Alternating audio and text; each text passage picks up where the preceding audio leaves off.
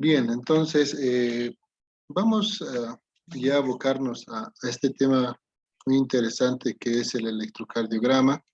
No se olviden que tenemos que tener siempre en cuenta algunos principios importantes dentro de lo que es la lectura del electrocardiograma mismo. Eh, Vamos a tratar siempre de seguir los pasos dentro de la lectura de un electrocardiograma, desde el mismo hecho de poder observar o visualizar la onda P y poder posteriormente medir las diferentes ondas o intervalos o el complejo mismo del QRS. Entonces, siempre mencionamos, ¿no? Ya en una clase previa les había comentado que todo va en relación con lo que es el sistema de conducción cardíaco. Por un lado, el nodo sinusal, que es el marcapaso fisiológico, recibe varios nombres: nodo sinusal, nodo sinoatrial, nodo atrial como tal. Posteriormente, una vez que se genera el impulso en el nodo sinusal, pasa a las fibras interauriculares, al nodo AB, el tronco de haz de His, la rama izquierda, la rama derecha, la rama izquierda que se va a bifurcar en una anterior, otra posterior, y ya distalmente vamos a tener las fibras de Purkinje. Siempre recordemos que el nodo sinusal nos da la frecuencia cardíaca a todos nosotros, nos da una frecuencia cardíaca que va en base a qué, a la generación del impulso en esta estructura, misma que va de 60 hasta 100, ¿no? Es la frecuencia cardíaca normal que todos manejamos. Siempre que nos preguntan en la consulta y nos dicen cuál es la frecuencia cardíaca normal, la frecuencia cardíaca normal va de 60 hasta 100. El nodo AB también en algún momento se puede hacer cargo de generar el impulso o darnos la frecuencia cardíaca, pero este es mucho más flojo. Su frecuencia cardíaca va entre 40 y 60. En ciertas circunstancias, el haz de His o el tronco de haz de His puede hacerse cargo de generar el impulso o darnos la frecuencia cardíaca, y este es un poco más lento en cuanto a la generación del impulso, a una frecuencia cardíaca de aproximadamente 20 a 40 latidos por minuto. Y por último tenemos las fibras de Purkinje. Las fibras de Purkinje que estos van a generar el impulso eléctrico en el corazón aproximadamente a una frecuencia cardíaca de menos de 20 latidos por minuto. Entonces, podemos evidenciar en la siguiente imagen lo más importante que se relaciona con la presencia de los diferentes intervalos, los diferentes complejos que nosotros vamos a ir encontrando en lo que es un electrocardiograma. Como podemos ver acá, tenemos la onda P, que no se olviden, esta deflexión, una onda es nada más que una deflexión, ya sea positiva o ya sea negativa.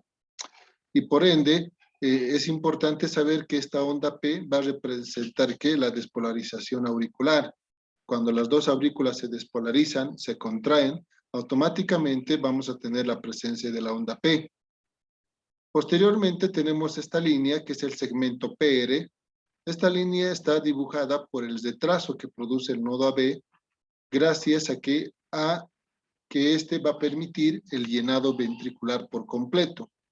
Si no existiese este retraso, automáticamente después de la onda P tendríamos el QRS, pero sabemos que los ventrículos se tienen que llenar por completo. Es por eso que el nodo AB permite que se dibuje este segmento y que nada más que representa el retraso en el nodo AB.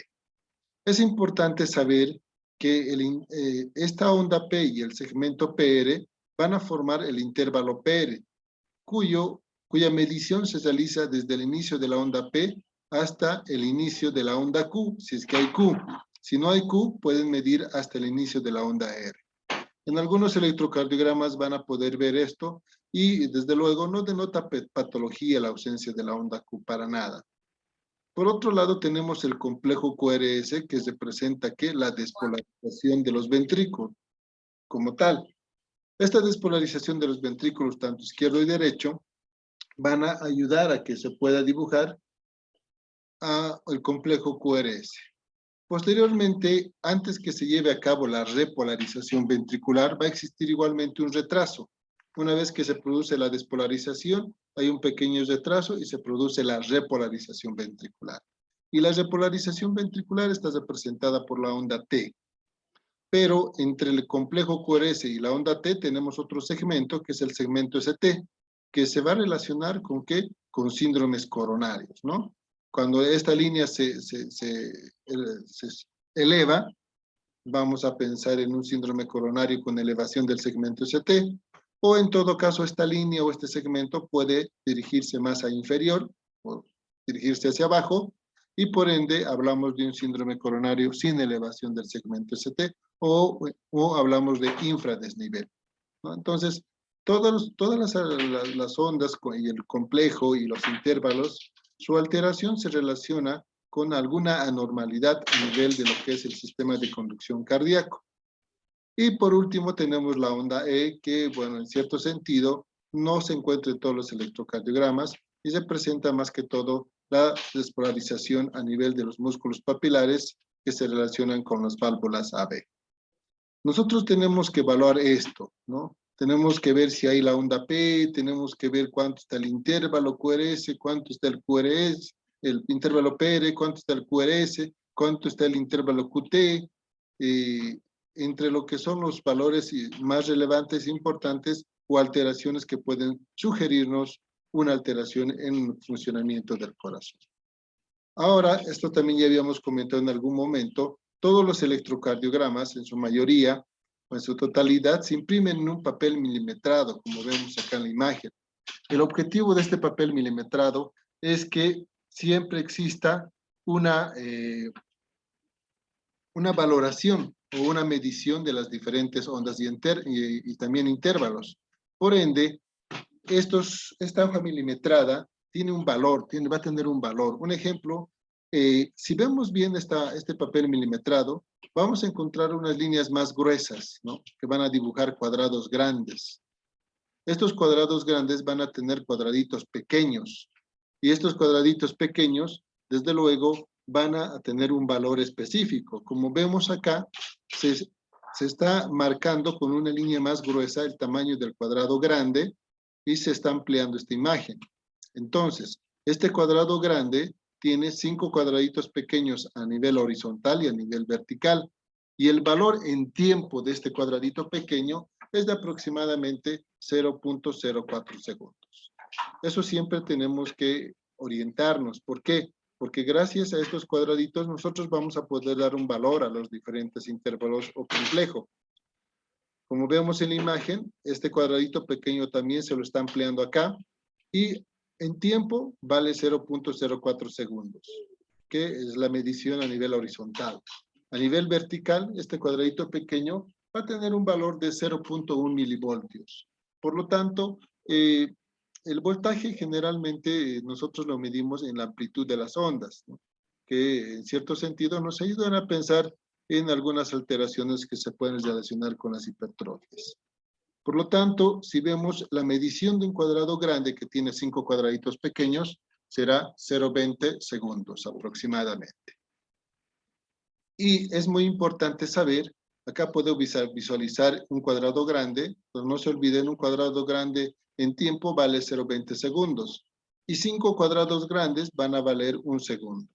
Por lo tanto, 5 cuadrados del electrocardiograma, no se olviden, valen 1 segundo como tal, 5 cuadrados grandes. Un cuadrado grande solamente 0.20 segundos y un cuadrado pequeñito 0.04 segundos. Esos son valores estandarizados, por si acaso acá no hay invenciones, no nos estamos inventando nada. Todo lo que se está hablando se está manejando desde que ya se inicia, ¿no? Con lo que es la lectura de un electrocardiograma de un paciente. Por ende, nosotros no solamente tenemos que valorar el papel y también el mismo que nos tiene que ayudar a servir en las mediciones.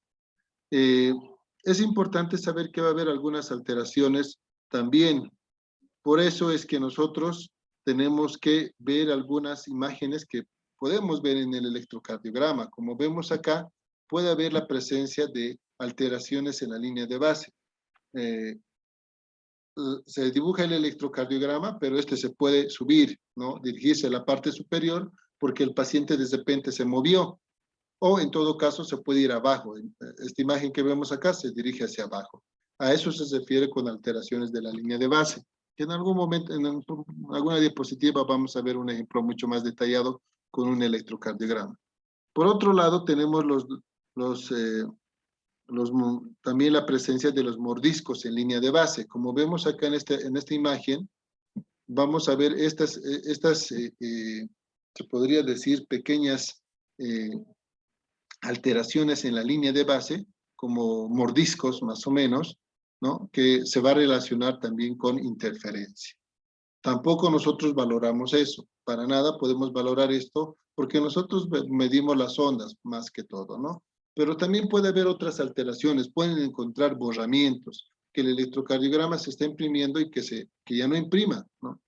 Esto generalmente se relaciona cuando los electrodos se sueltan, los electrodos precordiales se sueltan y ya no se llega a imprimir la derivación como tal que se desprendió.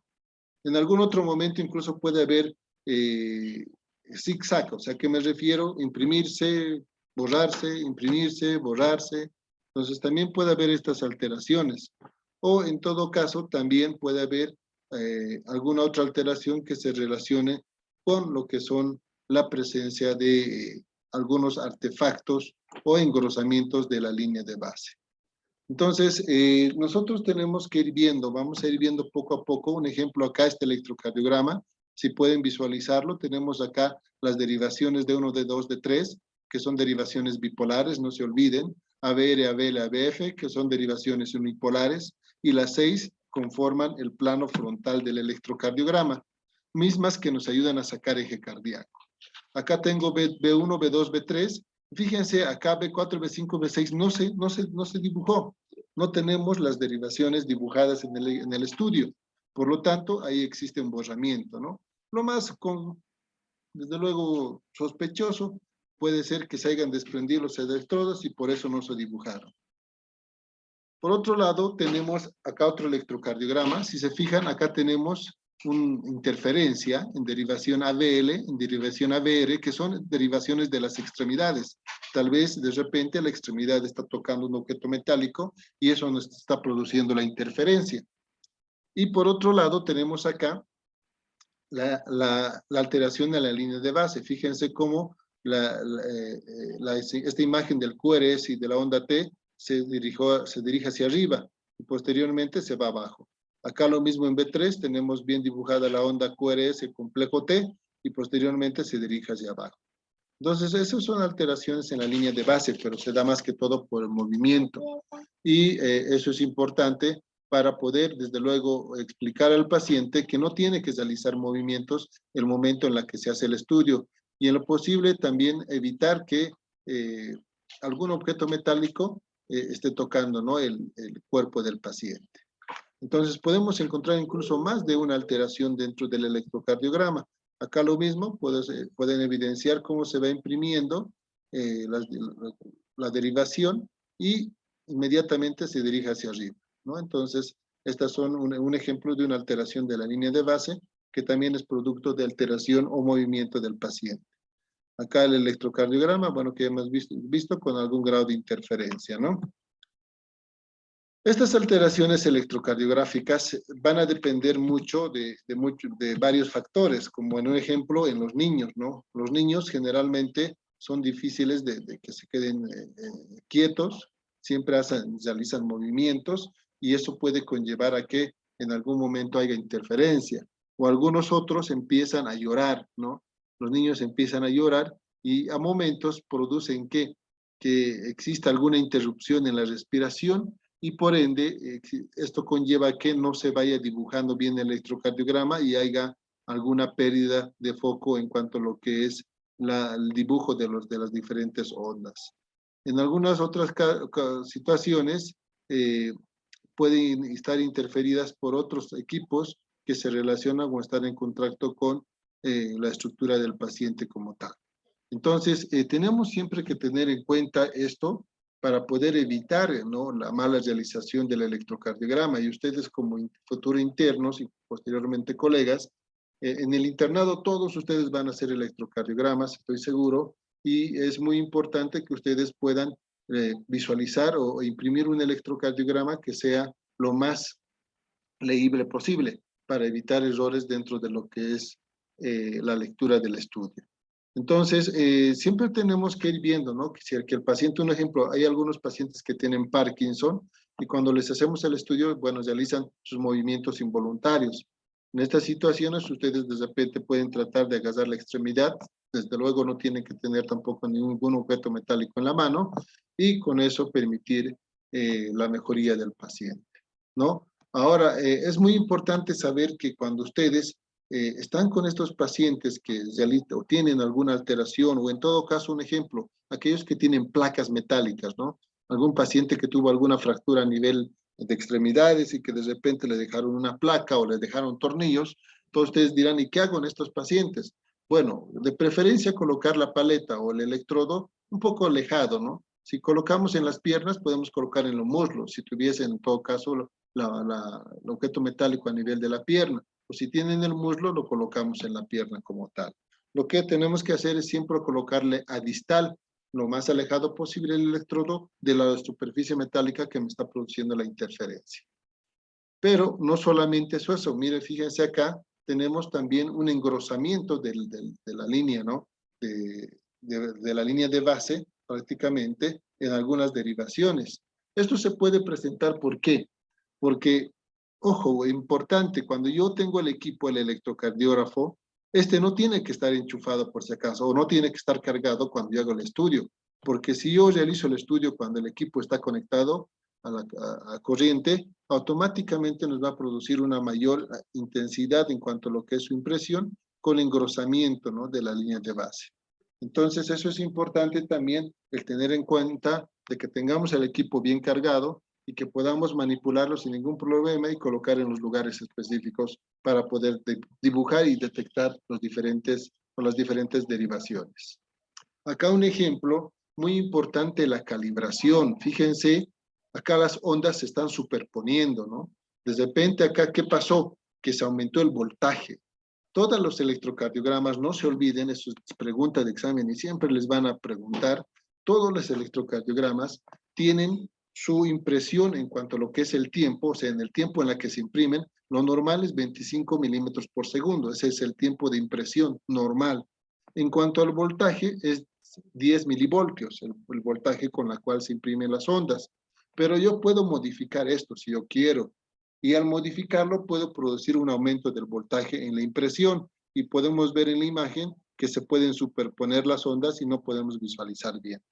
Por lo tanto, tengamos siempre ese cuidado de recordar. Cuando yo veo un electrocardiograma, les voy a mostrar un electrocardiograma real a continuación para que puedan orientarse.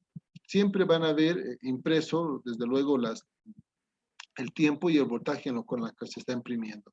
Entonces, fíjense acá este electrocardiograma, siempre en la parte superior izquierda de todos ustedes, tenemos el voltaje, 10 milímetros por milivoltio. Eso es lo que ustedes tienen que verificar siempre, porque esto yo lo puedo reducir, puedo aumentarlo hasta 20. Entonces, las ondas me salen muy grandes, ¿no? Como hemos visto en el anterior electrocardiograma, se van uniendo, se superponen. O en todo caso puedo bajar el voltaje a 5 milímetros por milivoltio y ver que las ondas son muy pequeñitas. Entonces eso nos puede llevar a interpretar mal el electrocardiograma. Por otro lado, vemos también el tiempo con la que se imprime, 25 milímetros por segundo. Esa es la velocidad con la que se está imprimiendo el electrocardiograma. 25 milímetros por segundo es lo normal.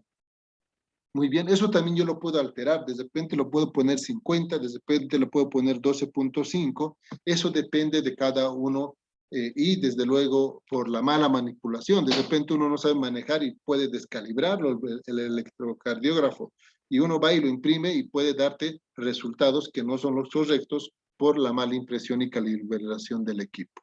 Por lo tanto, si ustedes tienen que ver este tiempo que es fundamental dentro de lo que es la impresión de las ondas y dentro de lo que es el voltaje. Estos dos son fundamentales para que exista una buena realización y un buen informe del electrocardiograma. Así que vamos a ver algunos, voy a retrasar, vamos a ver algunas imágenes, un ejemplo, que nos ayudan a pensar en esto que acabo de mencionarles. Miren acá en esta imagen, van a ver un ejemplo acá. Fíjense el tiempo en la que se están imprimiendo las ondas es aproximadamente 50 milímetros por segundo. Entonces aquí se ha aumentado el tiempo de impresión. Es como decirles a ustedes, caminen en una cuadra en 12.5 segundos, entonces ustedes van a caminar de repente más rápido, ¿verdad? Si les digo caminen en 25 milímetros por segundo, de repente van a caminar de forma intermedia. Pero si les digo acá como el ejemplo, caminen o esta cuadra en 50 milisegundos, entonces es más tiempo. Como es más tiempo, entonces ustedes de repente van a ir caminando más lento. Por lo tanto, en el electrocardiograma, si yo aumento, desde luego, el tiempo de impresión, automáticamente las ondas se van a dibujar más lentas y va a asemejar a que el paciente tuviese bradicardia, ¿no? Como vemos acá, la frecuencia cardíaca de nuestro paciente está aproximadamente entre 300, 150, 175, 60, 50, 40, 30, 20. Está muy bajo, ¿no? Prácticamente está con una frecuencia que creo que va hasta 10. Entonces, está demasiado bajo. Quien sea diría, bueno, pues el paciente no puede estar con esta frecuencia porque tendría clínica.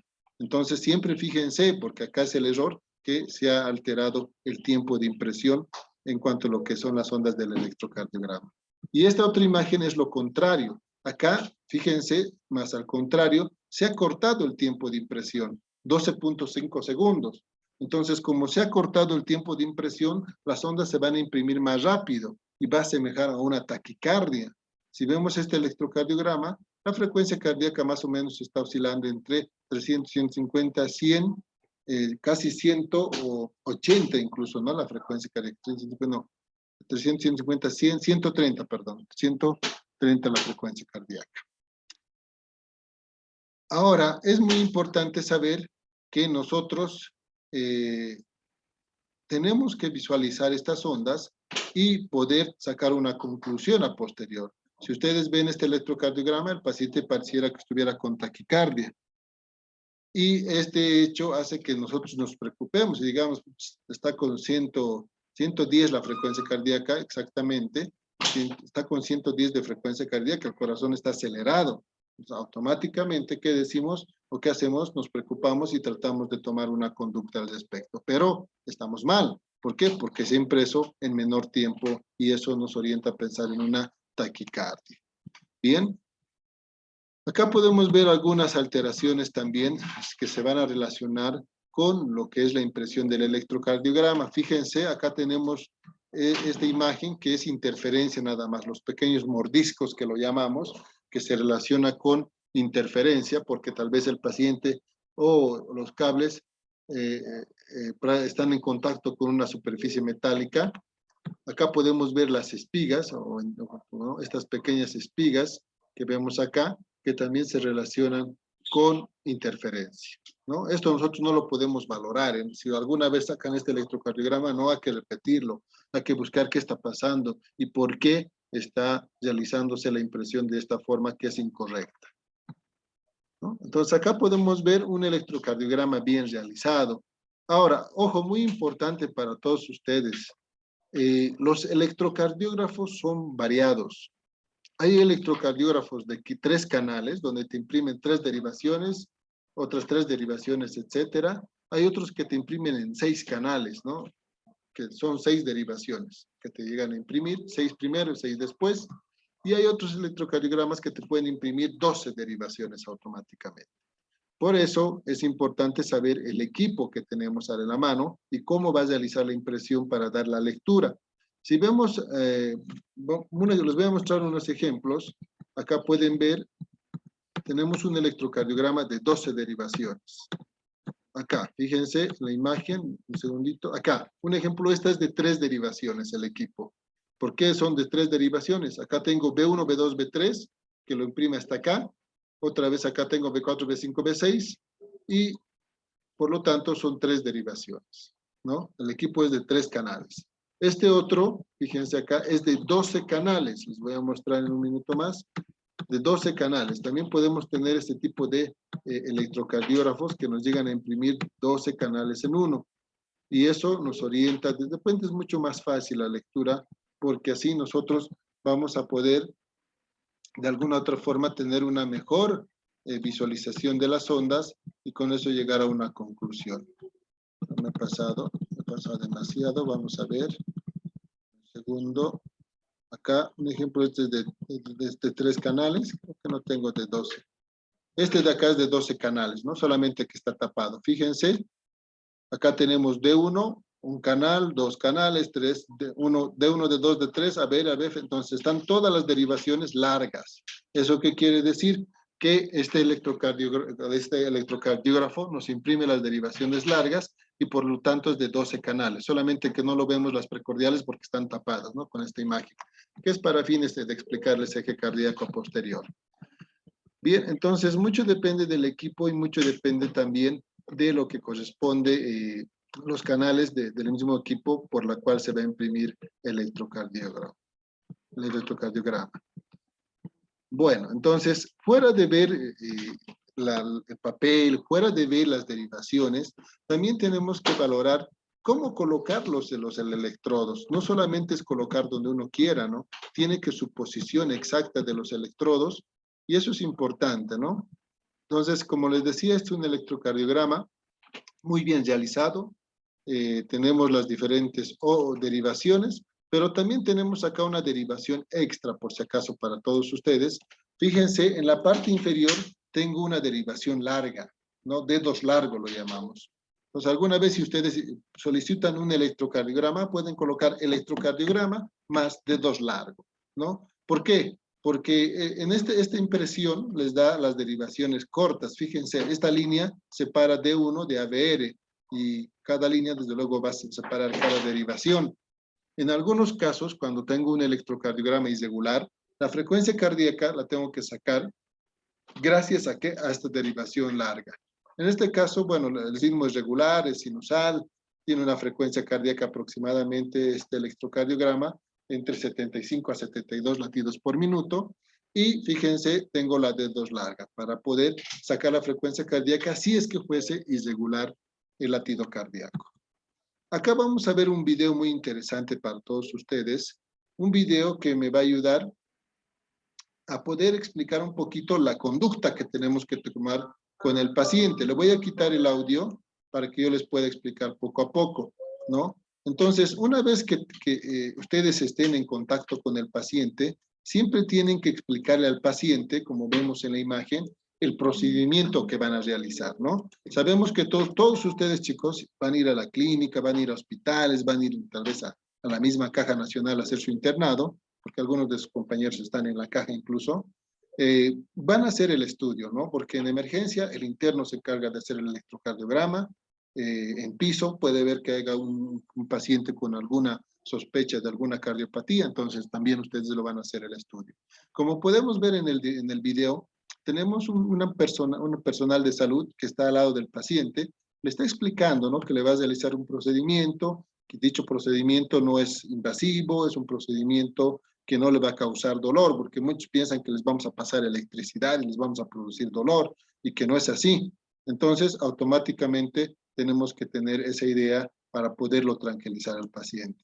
Acá se le está explicando, se le está indicando que se le va a realizar el estudio y que tiene que descubrirse la parte del pecho, ¿no? Descubrirse la parte del pecho para poder colocar los electrodos. Pero no solamente eso, también retirar los objetos metálicos. Fíjense, acá tiene el reloj, se lo está retirando, y en el caso de tener gargantillas metálicas o cadenas, o tal vez algún objeto metálico, de preferencia es retirarlo. En el caso de las mujeres, el brasier tiene un objeto metálico que puede desde luego estar en contacto con la piel, entonces de preferencia decir a la paciente que se afloje, ¿no? Que afloje el brasier para que no esté en contacto el gancho, creo que tiene, ¿no? La mujer en cuanto a lo que es el brasier.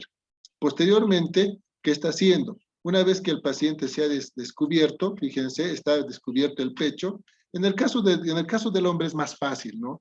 Pero si en caso fuera una mujer y el que lo está haciendo es un hombre, de preferencia tiene que haber una tercera persona para evitar malentendidos. ¿Por qué? Porque sabemos que vamos a colocar los electrodos por debajo de la mama en el caso de la mujer. Y por ende, puede haber alguna confusión o malentendido por parte de la paciente. Así que el personal de salud, si es mujer, no hay problema. Mujer con mujer no va a haber ningún problema en cuanto a lo que es tal vez un poco el pudor por parte del paciente. Pero si es un hombre que lo está realizando a la mujer, una tercera persona que pueda desde luego estar de testigo durante lo que es la realización del estudio. Una vez que el paciente se ha descubierto el pecho y no hay ningún objeto metálico, pasamos a poder colocar un poco de alcohol en las extremidades, ya sea inferiores y superiores, para poder colocar las paletas que tienen un electrodo de cada extremidad, ¿no? Entonces acá vemos, le está colocando alcohol, ¿no? En las superficies, siempre en la superficie que esté en relación con el hueso, con la parte dura, una superficie dura, perdón, y eso es lo que hace, ¿no? En este caso, el personal de salud. Entonces, acá tenemos las paletas que nos ayudan a sujetar los electrodos de extremidades. Acá lo podemos colocar rojo, amarillo, el verde va a colocar en pierna izquierda y el negro en pierna derecha, que es el electrodo neutro. Nunca se guíen con los colores, ojo, muy importante. Este electrocardiógrafo que ven acá es un electrocardiógrafo chino. Los chinos generalmente tienen esta presentación de rojo, amarillo, verde y negro. Hay otros electrocardiógrafos americanos donde el color varía, ¿no? En el brazo derecho está blanco, en el brazo izquierdo está amarillo, en la pierna derecha está verde. Entonces, siempre tengamos el cuidado. Acá está colocando el electrodo en la paleta. Fíjense, siempre tiene una superficie metálica, entonces está colocando los electrodos a las paletas. Las paletas siempre nos ayudan a sujetarla, ¿no? Eso es el objetivo de por qué tenemos paletas. Posteriormente está colocando los electrodos precordiales, fíjense, siempre localizando, siempre buscando el cuarto espacio intercostal. Ojo, esto tienen que saberlo de memoria, chicos. No cometan el error, siempre yo les digo a los internos, ¿no? Alguna vez mandamos a los internos a hacer el electrocardiograma y no saben dónde colocar las precordiales. Y sacan el celular y están viendo el celular para hacer el estudio. Imagínense cómo quedan delante del paciente. Alguna vez los pacientes me han quejado, me han dicho, doctor, mire, el doctor está viendo el celular y me está haciendo el estudio. Pues, ¿cómo puede ser eso? ¿No? Es personal que ya está formado, son internos. Entonces, tengamos siempre ese cuidado, ¿no? Un ejemplo, precordial B1, lo colocó cuarto espacio, borde parasternal derecho. Precordial B2, cuarto espacio, borde parasternal izquierdo. Cuarto electrodo, nos olvidamos del tercero, colocamos cuarto primero. Quinto espacio, línea clavicular media por debajo de la tetilla. Coloco B3 en B4 y B2, entre los dos. B5, línea axilar anterior, quinto espacio. Y por último, B6, línea axilar media, quinto espacio. Listo. Ahí coloco mis electrodos precordiales. Una vez que ya están localizados todos los electrodos, le pido al paciente que no se mueva, que trate de no mover la cabeza. Hay algunos que están levantando la cabeza para ver los chupones y de curiosos, ¿no? Siempre pedirle que no levante la cabeza después del estudio, aunque sea se levanta y ve, pero lo importante es que no realice ningún movimiento. Ahí le está explicando que no tiene que moverse, que tiene que estar relajado y posteriormente pasamos a la impresión. Vamos a imprimir el electrocardiograma para que pueda realizarse y concluirse con el estudio como tal, ¿no? Entonces ahí lo realiza, se está imprimiendo, las derivaciones bien impresas, no hay movimientos, no hay borramientos, analiza el electrocardiograma, el técnico, si está bien realizado, si no hay borramientos, si no hay interferencias, para posteriormente pasarlo al especialista, ¿no? Al cardiólogo y haga la interpretación final. Entonces, es muy importante saber eso y saber, ¿no? Para todos ustedes, que el electrocardiograma, cuando nosotros lo realizamos más que todo del lado izquierdo, ¿no? Nosotros colocamos los electrodos al lado izquierdo, pero ¿qué pasa si mi paciente se está infartando del lado derecho? Entonces, lo que yo tengo que hacer es agarrar los electrodos y pasarlos al lado derecho, como vamos a ver acá en la imagen a continuación. Entonces, fíjense, voy a colocar un alto acá. Lo que estaba en el lado izquierdo, miren, B1, B2 permanecen en el mismo lugar. Lo que hago es pasar el resto de los electrodos. B3, B4, B5, B6 lo paso al lado derecho, en el mismo lugar, ¿no? B3 entre B1 y B4, B4 lo coloco en la línea medio clavicular, quinto espacio aproximadamente por bajo de la tetilla, B3 coloco entre los dos, B5 línea axilar anterior, quinto espacio, y B6 lo mismo, quinto espacio, borde medio axilar. Entonces, lo único que hago es pasar a este lado y lo imprimo. Pero siempre mencionando que son derechos. Acá está con el inicial R, ¿no? En inglés, de derecho. Por lo tanto, esto me va a ayudar a hacer un electrocardiograma sospechando en un infarto del ventrículo derecho. Muy importante, tienen que saber eso porque alguna vez les van a decir, hagan ya del lado derecho, entonces solamente mueven de B3 a B6 nada más y B1 y B2 se quedan en el lugar. ¿Qué pasa si es que mi paciente se está infartando de la cara posterior? ¿Yo puedo hacer otras derivaciones? Sí. ¿Puedo hacer B7, B8 y B9? Son derivaciones que me van a ayudar a detectar la cara posterior del corazón, como podemos ver en la imagen. ¿Dónde coloco? B7, quinto espacio intercostal, línea axilar posterior. B8, quinto espacio, línea escapular media. Me imagino una línea a la mitad de la escápula, quinto espacio. B9, línea para vertebral izquierda, quinto espacio. Listo, coloco B7, B8 y lo llego a imprimir. Ustedes tal vez se preguntan y dicen, o sea, aparte de los 6 de los 6 electrodos, ¿puedo colocar 3 más? No. Lo que hago es lo siguiente, que 3 electrodos, ya sea B4, B5 y B6, los retiro y lo coloco en la parte posterior. Y lógico que en el electrocardiograma no se va a imprimir B4, B5, B6, no importa. Lo que a mí me importa es saber que se está imprimiendo los electrodos de la cara posterior del corazón. Y yo los tengo que enumerar por si acaso, porque no hay ninguna opción en el electrocardiograma que me cambie esto. Ustedes con el lapicero colocan este es B7, B8, B9 y listo. Entonces el cardiólogo se va a dar cuenta que son derivaciones de la cara posterior del corazón. Muy bien, entonces acá nos está explicando la localización de las derivaciones en el lado derecho para ver si es que hay un infarto del lado derecho. Por la localización no son las mismas, los reitero. Y acá estamos viendo cómo va colocando las derivaciones en el lado derecho. Fíjense, ¿no? Le he colocado todo al lado derecho. Y siempre nosotros tenemos que recalcar, mencionar que las derivaciones que se están imprimiendo han sido del lado derecho. Porque de repente el especialista, si no están bien reconocidas, va a pensar que son del lado izquierdo. Ahora acá está colocando los electrodos para detectar un infarto en la cara posterior. Fíjense, línea axilar posterior, quinto espacio, línea escapular media, quinto espacio, y línea para vertebral izquierda, quinto espacio. Esas son las 3 derivaciones extras que ustedes lo van a colocar, retirando algunas otras para poder imprimirlas. Fíjense acá en el electrocardiograma, tengo B4, no hay B5, B6, ¿no? Entonces, esas nos están sirviendo para imprimir las derivaciones precordiales posteriores como tal. Muy bien. Acá tengo B3, B4, no hay B2, entonces B2 también si quieren ustedes. Mejor, la verdad, coloquen B1, B2, B3 y B4, B5 y B6 pueden retirarla y colocarla en la parte posterior para evitar confusión, ¿no? Posteriormente paso a identificar el electrocardiograma, coloco la edad, el nombre completo del paciente. Generalmente los electrocardiógrafos nos dan una opción para poder introducir el nombre, pero la verdad es muy moroso, porque hay que hacer letra por letra. A veces preferimos imprimirla y posteriormente colocarle el nombre y la edad. Y acá podemos ver que ya el paciente se ha hecho el estudio, se le está colocando la bata, se le está explicando que el estudio se va a pasar al especialista y que puede pasar a la consulta para su información final. Muy bien. ¿Alguna pregunta hasta acá?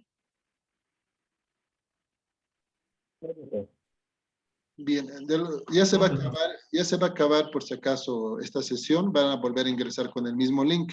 Muy bien. ¿Ninguna pregunta? No, doctor. Bien. No, doctor.